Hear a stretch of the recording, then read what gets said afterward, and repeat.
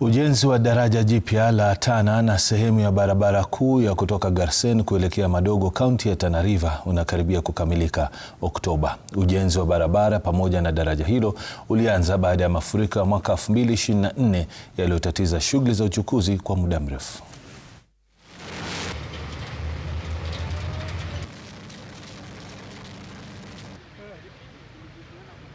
Hii barabara vile naona inaendelea, lakini kwanza mimi ile kitu ya kwanza na congratulate hao watu wa China, especially kazi yao. Every day ukikuja unaona kuna progress, kuna kazi inaendelea. So like ile kitu tulikuwa tunaona wakati ile barabara ile katika yenye gari ilikuwa haiwezi kupita pande ile, sasa hii iko very different. Hata sasa hii mvua ikikuja kama ina ile, hatuwezi ona ile kitu yenye tuliona sasa ile. Wakati tulikuwa na barabara ile mzee, tulikuwa tunaathirika kwa sababu ya mvua. Wakati mvua inakuja mingi, barabara inatukatikia mara kwa mara, inaleta maafa, biashara inakatika, barabara hakuna magari yanatembea, tunateseka kwa hali. Lakini sasa tunaona nuru ya kwamba Mungu ameleta na taarifa, serikali wameileta. Tuko na imani ya kwamba serikali itatuinua sisi katika maisha yetu. Kumekuwa na shinda na biashara ikawa imetatizika kidogo kwa sababu abiria wataki kupanda bodaboda kwa sababu barabara pia ni mbaya, kuna makorongesheni, kuna vumbi.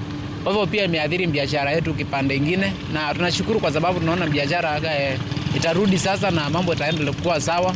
Pia hata wakati wa mvua itakaporudi hatutakuwa na shida kwa sababu barabara yetu itakuwa iko sawa na tutakuwa tunapita vizuri. Kwa hivyo tunashukuru serikali kwa ajili ya kazi ambayo inaendelea kutufanyia hasa wakati area hii ya Madogo. Tunashukuru sana kwa barabara mpya ambayo bridge mpya ambayo tunajengewa. Juu tulikuwa tunasumbuka sana wakati wa kuvuka, magari imeja sana. Hakuna masaa ya kupita, alafu hiyo bridge mzee inatingika. Sasa tunashukuru sana juu hata El Nino ikikuja hatutakuwa na shida.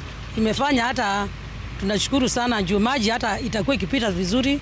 Magari hakutakuwa na accident tena wala kupangana kwa magari wala watu wa abiria wakipita. Sasa hata tukipita na miguu hatutakuwa tukiongopa juu hii bridge nyingine ilikuwa inatingika.